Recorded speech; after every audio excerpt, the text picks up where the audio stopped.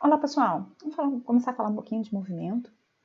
Movimento de um modo geral, né? A gente, se for olhar para a nossa vida, tudo é movimento. Vou trazer um desenho aqui para vocês. Pessoal, eu quero apresentar nossas colegas de malhação. Essas são Tracy e Jessie. Tudo bem? Vamos começar com uma leve caminhada. Caminhe no lugar. Você vai precisar aquecer essas pernas para se preparar para o que vai vir. Quer ver um filme comigo e com Gaguinho? Não, tô fazendo meu exercício. E agora alguns polichinelos. Mantenha o corpo firme, os braços retos. Pega água pra mim. Não. Bom, aqui a gente está vendo então, né, o Patolino bem sentado numa poltrona. Diz que está fazendo exercício. Na verdade, ele está assistindo uma série de exercícios. Mas ele está parado? Depende do nosso referencial, né? Então, por exemplo, em relação à própria televisão que ele está assistindo, ele está parado. Mas, se a gente for fazer uma análise, né, do quantidade de informações audiovisuais que ele está processando e, simultaneamente, movimentos peristálticos, respiração e batimento cardíaco, então a gente não poderia dizer que ele está parado. Tudo vai depender do que a gente está considerando o estar parado ou não. Se a gente for ver no nosso mundo, tudo é movimento, né? Não existe nada parado. Ah, uma pedra está parada. Depende, né? Se a gente for olhar os átomos dessa pedra, os átomos provavelmente estão em movimento, né? A gente vai ter elétrons em movimento dentro desses átomos. Então, tudo é movimento. A questão é como a gente vai estudar esse movimento, né? Qual é o grau de complexidade que a gente vai estar abordando. Então, nós vamos começar de uma maneira muito simples, né? Que é aquele movimento que depende de um referencial, um movimento que está em linha reta e que a gente vai considerar uma velocidade constante. Claro que todos nós, a gente já tem essa ideia de movimento, a gente adquire isso através das nossas experiências diárias, né? Então, a gente sabe identificar se um carro está em movimento ou o carro está parado. Mesmo que a gente esteja andando, a gente sabe, aquele carro está parado, aquele carro está em movimento. Claro que se a gente tiver dois movimentos associados, a gente vai entrar num âmbito de uma velocidade relativa. Mas aqui, vamos considerar um referencial e um outro objeto em movimento. Então, a gente percebe, né? Se uma pessoa está se afastando, se aproximando, um carro está se afastando, está aproximando, está parado. Em todos os casos, a gente vai perceber um objeto em movimento, a gente vai identificar uma posição, né? Que pode ser em relação a gente ou em relação a um outro referencial. E a gente vai ver que essa posição vai estar variando no decorrer do tempo. Vou trazer outro videozinho aqui para vocês, outro desenho.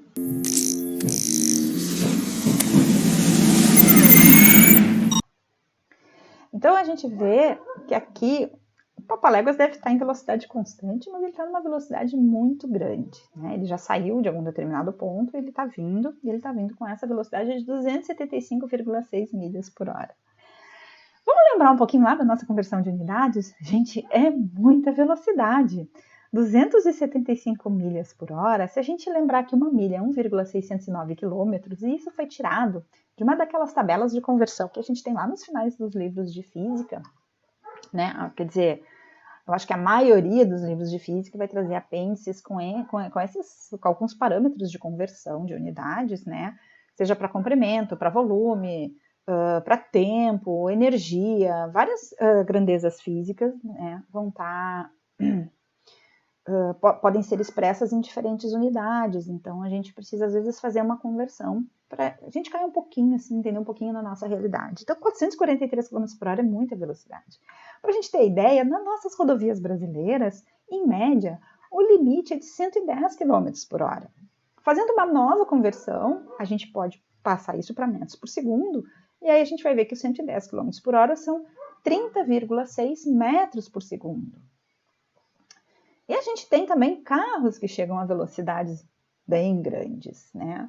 Acho que não aqui no Brasil, esse vídeo aqui não foi feito no Brasil, né? Até porque aqui eu acho que a gente tem mais buracos do que estrada, principalmente aqui na região onde a gente mora, na região sul.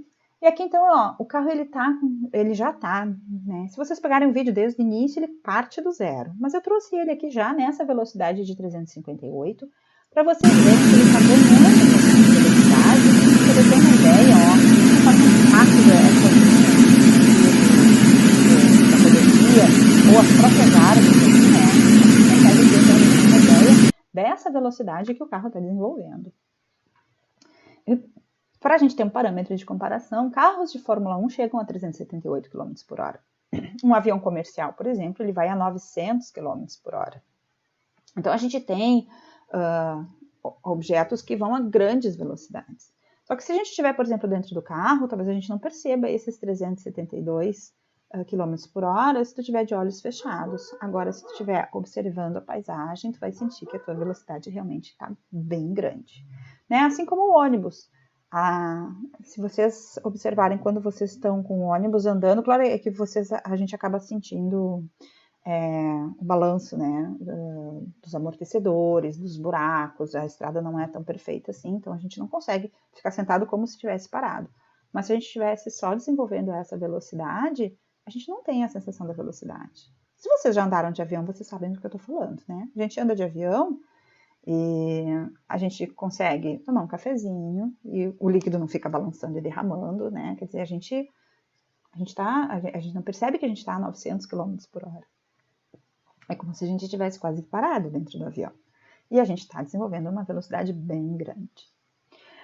Bom, mas vamos começar a falar um pouquinho mais em relação à velocidade, a movimento retilíneo uniforme.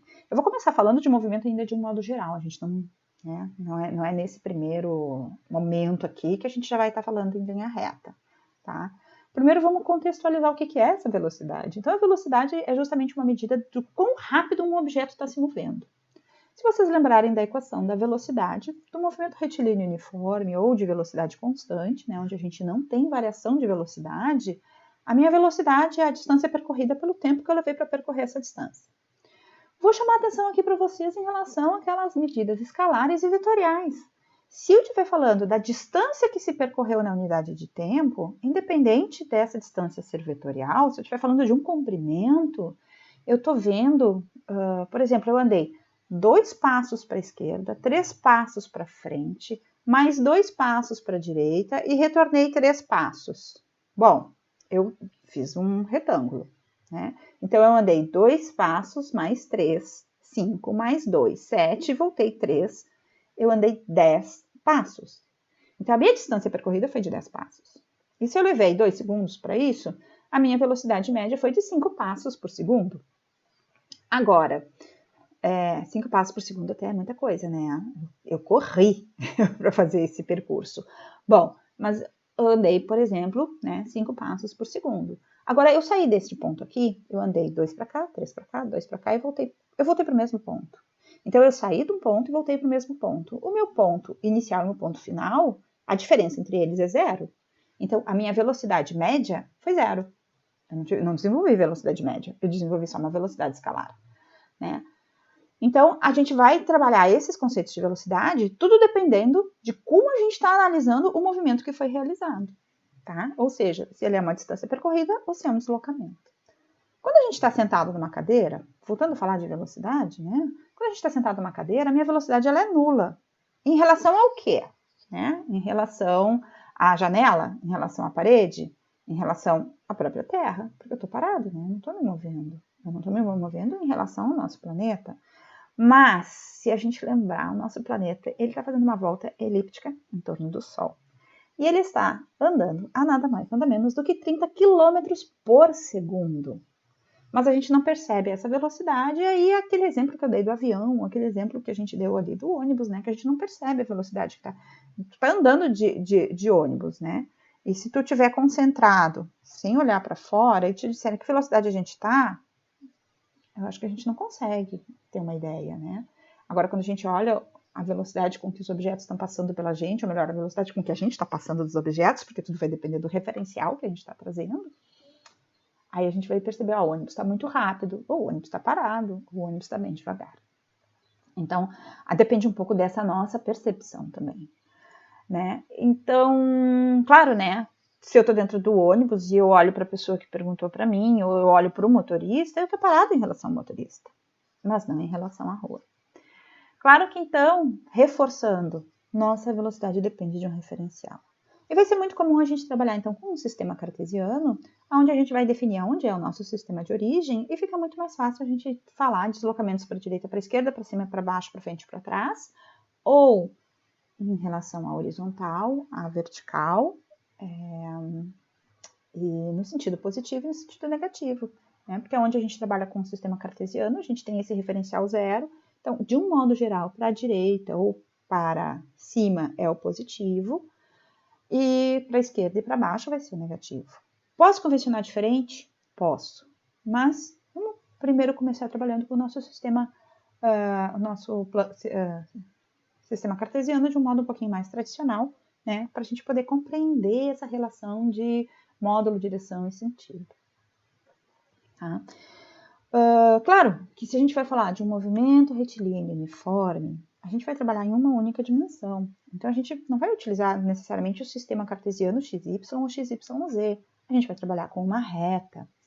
Para eu trabalhar com uma reta, então, eu tenho essa minha posição que eu defini como sendo zero. E se eu me deslocar para a direita, eu estou indo no sentido positivo. Se eu me deslocar para a esquerda, eu estou indo no sentido negativo dessa reta. Aqui eu trago um exemplo, então. Vamos supor que eu estou olhando para a janela, tá? E eu estou a 5 metros da janela. Da janela em direção aonde eu vou convencionar que é positivo. Da janela em direção à rua, eu vou convencionar que é o negativo. Então, eu estou a 5 metros da janela e eu me aproximei da janela.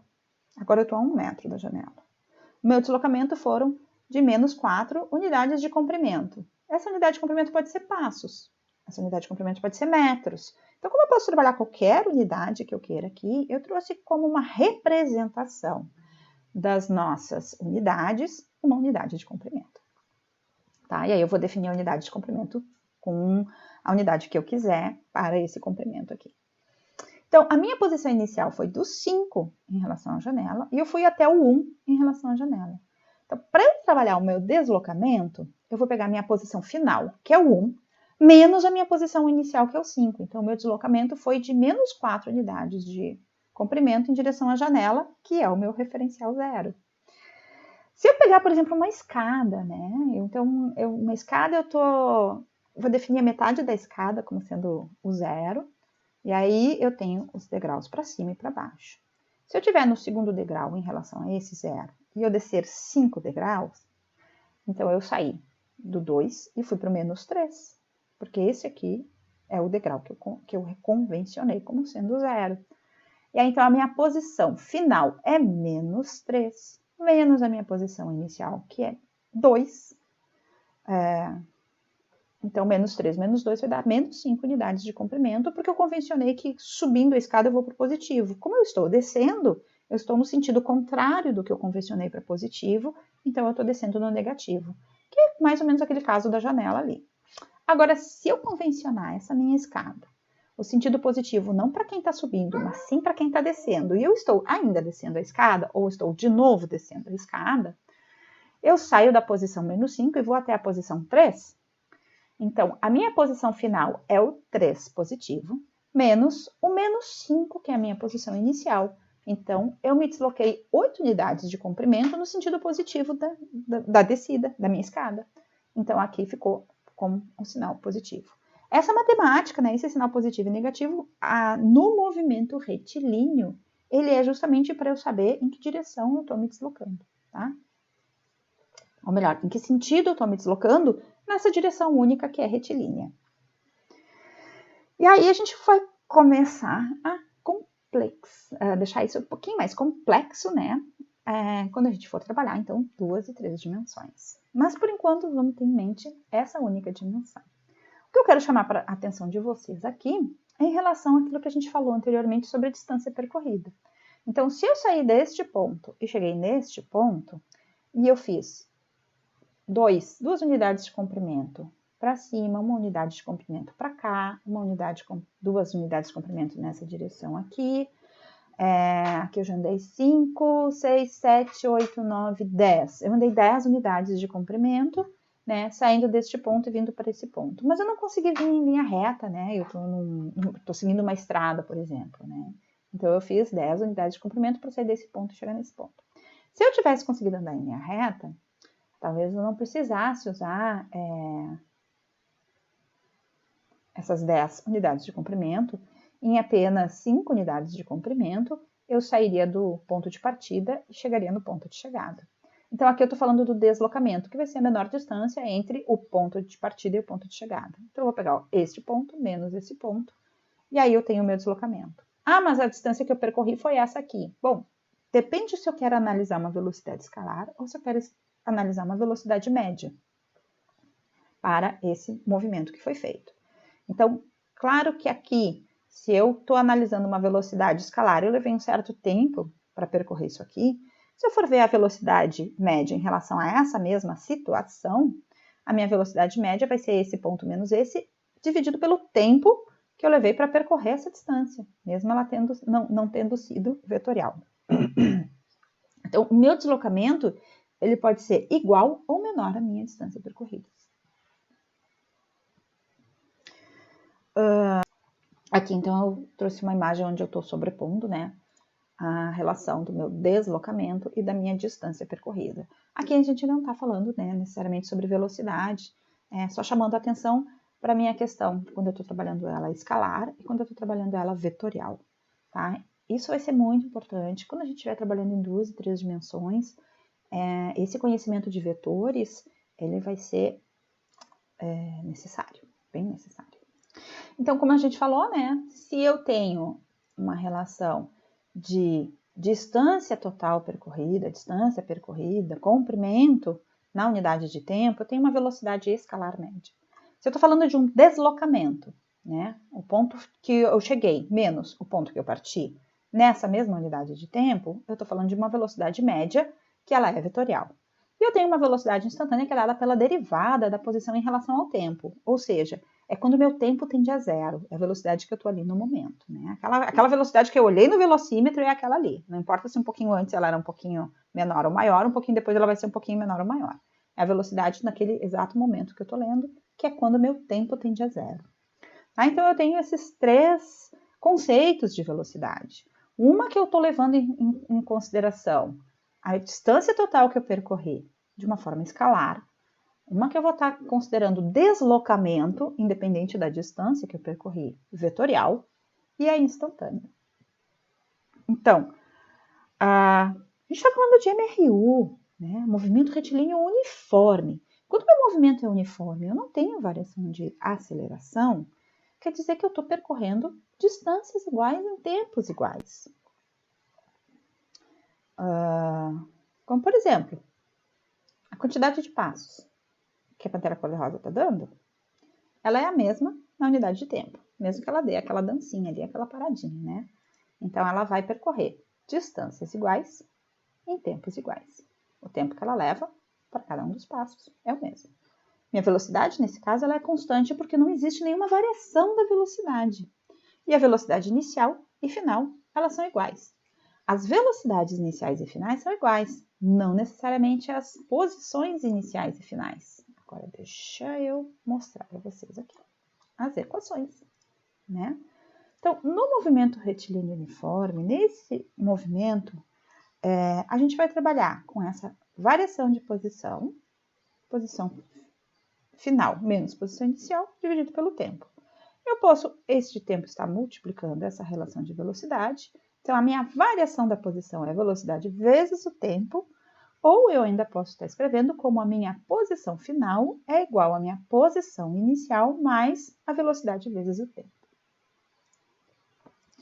E eu vou encerrando esse vídeo por aqui. No próximo vídeo, a gente vai estar falando, então, sobre o nosso movimento retilíneo uniformemente variável. Ou seja, quando eu tenho uma variação uniforme da minha velocidade. Até a próxima!